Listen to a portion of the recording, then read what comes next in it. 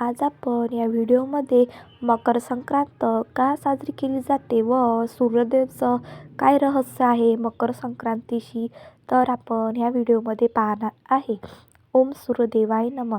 हा प्रकाशाचा, ऊर्जा आणि जीवनाचा देव सूर्यदेव आजचा दिवस केवळ सण नाही, तर अंधारातून प्रकाशाकडे नेणारा एक पवित्र प्रवास आहे.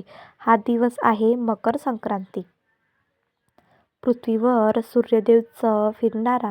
ज्या दिवशी सूर्य मकर राशीत प्रवेश करतो ते दिवशी सूर्य होतो उत्तरणाऱ्यांचा प्रवास. हा प्रवास म्हणजे अंधारातून उजेडेकडे, ज्ञानातून ज्ञानाकडे, दुःखातून आनंदाकडे.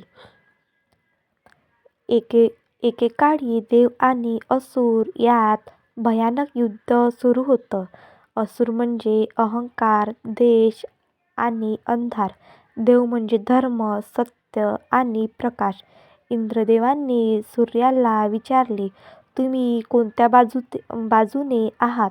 सूर्यदेव म्हणाले, मी सत्याच्या बाजूने आहे. आणि त्या क्षणी सूर्य उत्तरेकडे वळला.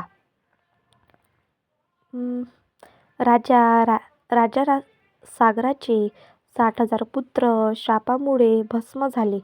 त्यांना मोक्ष मिळावा म्हणून राजा भंगीरसाने कठारे तपस्या केली. मकर संक्रांती पवित्र काळात गंगा पृथ्वीवर अवतरली म्हणून त्या दिवशी दान, स्नान आणि पुण्यकर्माला महत्त्व होतं. सूर्यदेव आणि शनिदेव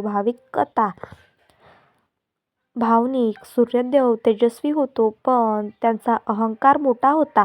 शनिदेव शांत, संयमित पण दुर्लक्षित. एकांत. शनिदेव म्हणाले, पिताश्री, तुमचा प्रकाश सर्वांना मिळतो पण प्रेम मला मिळाले नाही.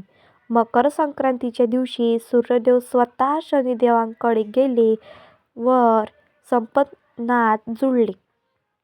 संदेश. संक्रांती म्हणजे नाती जपण्याचा दिवस. तीळ आतूड, कठीण पण गोड गोड म्हणून म्हणतात. तिळगुळ घ्या, गोड गोड बोला. हा संदेश आहे. मन कठीण ठेवा पण शब्द गोड ठेवा. पतंग म्हणजे स्वप्न. जितके उंच उडवा तितके आकाशात आपलाच होईल. प्रकाशात आपल्याला शिकवते, आशा कधी सोडू नका. हळद कुंकू म्हणजेच दान, सन्मान, नाती, संस्कार. मकर संक्रांती म्हणजे समाजाला जोडणारा सण. सूर्य जसा उत्तरेकडे जातो तसेच आपणही अंधारातून प्रकाशाकडे जाऊया. तिळगुळ घ्या, गोड गोड बोला आणि जीवन मंगल करा. जर तुम्हाला हा व्हिडिओ आवडला असेल तर तुम्ही नक्कीच लाईक करा. थँक्यू.